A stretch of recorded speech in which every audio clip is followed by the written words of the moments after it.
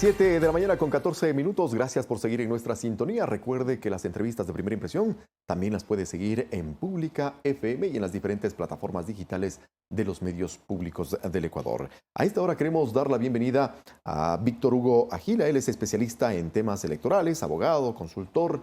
Bienvenido, ¿cómo está usted? Gracias por estar aquí. Queremos revisar justamente lo que ha significado las reformas al Código de la Democracia aprobado por la Asamblea Nacional. El Ejecutivo también ya se ha pronunciado con su veto. Esperamos, en todo caso, pues la convocatoria en el Pleno de la Asamblea para que se puedan pronunciar alrededor de aquello. Y quiero partir en este tema a propósito de un artículo que precisamente usted escribió sobre las reformas electorales, lo que se aprobó y lo que se quedó en el tintero.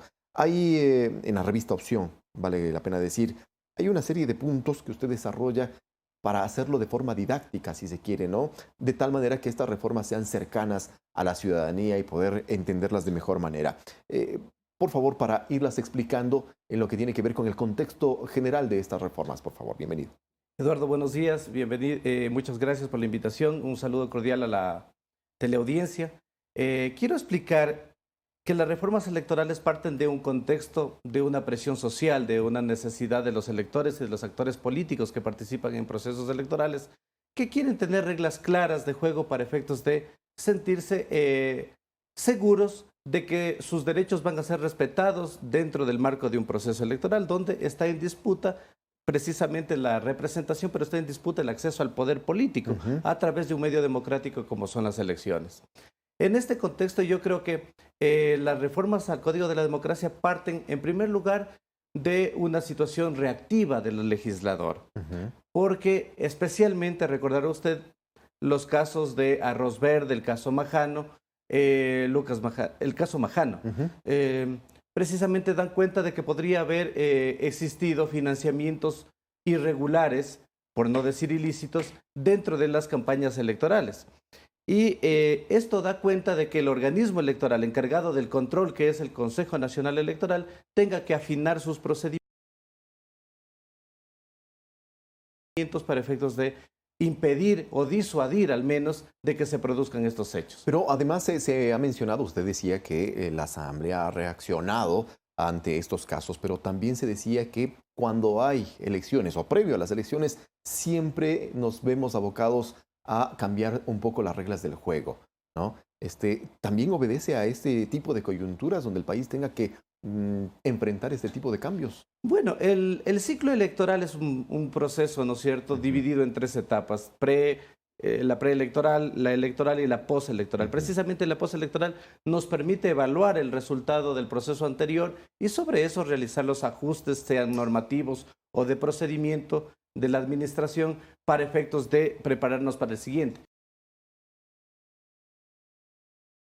En este sentido, creo que es importante, o sea, lo que quiero decir es que más allá del contexto de reacción que tuvo la Asamblea a determinados aspectos, por ejemplo, el control del gasto electoral, sí es importante otros aspectos de la reforma porque tienden a darle mayor fluidez y quizá mayor claridad y transparencia al proceso electoral. Yo creo que esto es lo importante. De acuerdo. Lo vamos a desarrollar en la ¿Cómo entrevista. no? ¿Cómo no? Y precisamente, empecemos por el primer punto que usted mencionaba con relación al sistema electoral, el cambio de método de asignación de escaño del de Hunt al de Webster. ¿Qué implica eso en términos más sencillos, ¿no? Porque cuando explicamos en términos matemáticos, ahí nos perdemos. Trataré de decirlo muy simple. Miren, las fórmulas de asignación de escaños es una fórmula matemática que permite convertir los votos que dan los electores por un partido, por una lista determinada, convertirlos en los escaños, o sea, en la representación que se va a tener en el cuerpo legislativo. Estas fórmulas son más o menos proporcionales, pero hacen parte de un sistema que se llama el sistema electoral.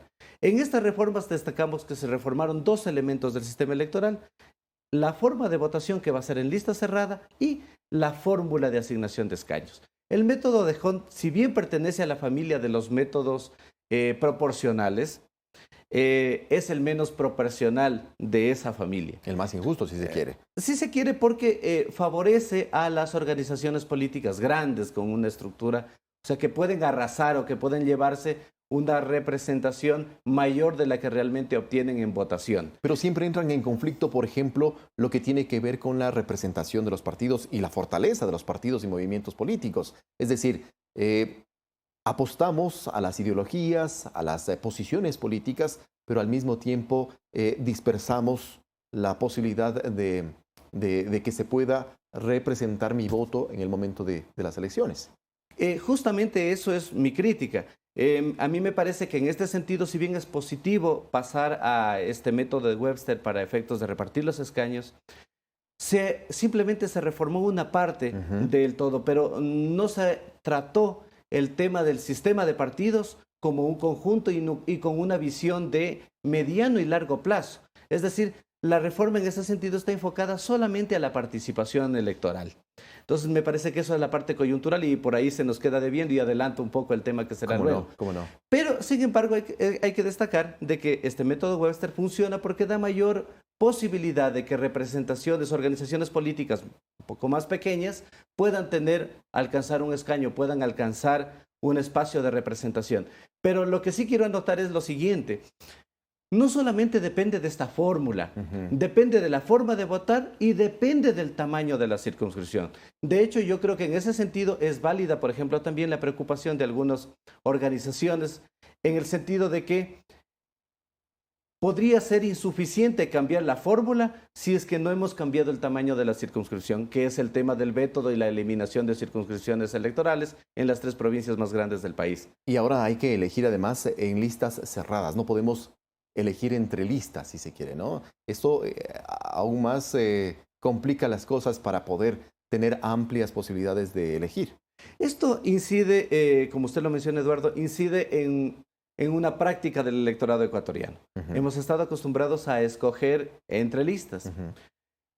Ciertamente desde la teoría, votar por listas cerradas es una decisión que fortalece o que tiende a fortalecer a las organizaciones políticas. ¿Cómo no? Pero insisto, esto habrá que verlo en la práctica, habrá que verlo en el tiempo y dependerá no solamente de la forma de votar. Sobre todo porque hay estrategias que justamente plantean sin menospreciar, por supuesto, a personajes que son muy reconocidos en el ámbito deportivo, político, social, de la farándula incluso, que pueden arrastrar. Exactamente. Mire, yo creo que eso también va de una situación mucho más amplia. Hemos estado alejados, bastante alejados. Yo creo que desde este escrito de Fukuyama que decía el fin de las ideologías, el fin de la historia. Hemos estado alejados de la discusión ideológica, del debate ideológico. Creo que es necesario retomar el debate ideológico porque, sin embargo, son visiones que orientan a la sociedad a cómo debe ser. En la medida que esto se da, posiblemente la forma de votación en lista cerrada pueda contribuir a que los partidos no solamente le muestren la imagen del candidato, sino que los partidos ya tengan una propuesta mucho más elaborada, una propuesta más real que se enfoque en las necesidades de la sociedad. Yo creo que en eso sí el electorado, en cambio, ha madurado muchísimo. Y el electorado ya no va a buscar solamente imagen y solamente promesas vacías, sino que el electorado va a requerir de los candidatos, de las organizaciones políticas, una propuesta concreta que le diga qué va a hacer, cómo lo va a hacer y cuándo lo va a hacer. Avancemos rápidamente, por favor, con relación al financiamiento público a las organizaciones políticas. Mire, esto es importante. Por ejemplo, esto incide en la fortaleza o en el fortalecimiento de estas organizaciones. El financiamiento público es el fondo partidario permanente que cuando cumplen ciertos requisitos el Estado les entrega a través del Consejo Electoral.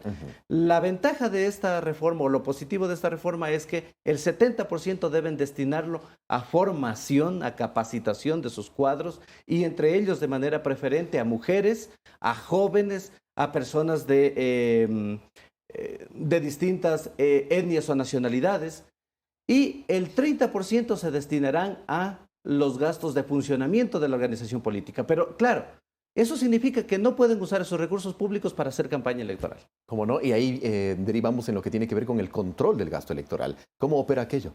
Mire, el control del gasto electoral es una obligación ineludible. Ciertamente la batuta en este sentido la lleva el Consejo Nacional Electoral, que debe pasar primero por implementar su reglamentación interna, sistemas informáticos para efectos de reportar, de tener información cruzada, de recabar información con otras instituciones, pero adicionalmente busca que se transparente el gasto.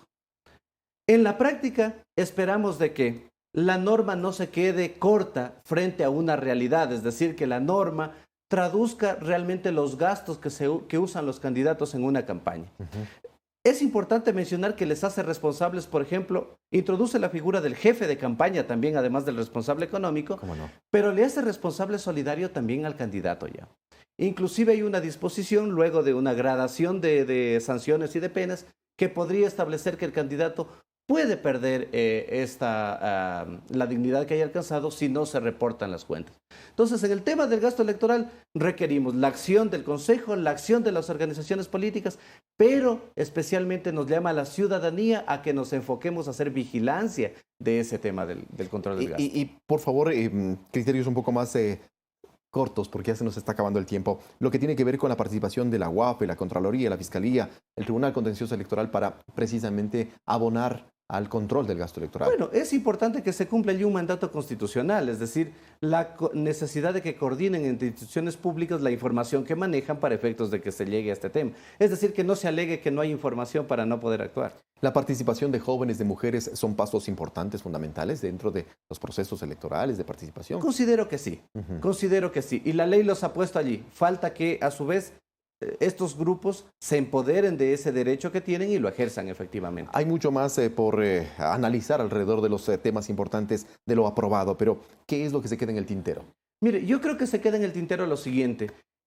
No hay un análisis del sistema de partidos para pensar en una gobernabilidad del país y para proponerle al país una visión de mediano y de largo plazo. ¿Cómo queremos el Ecuador del 2030, por ejemplo, por así decirlo?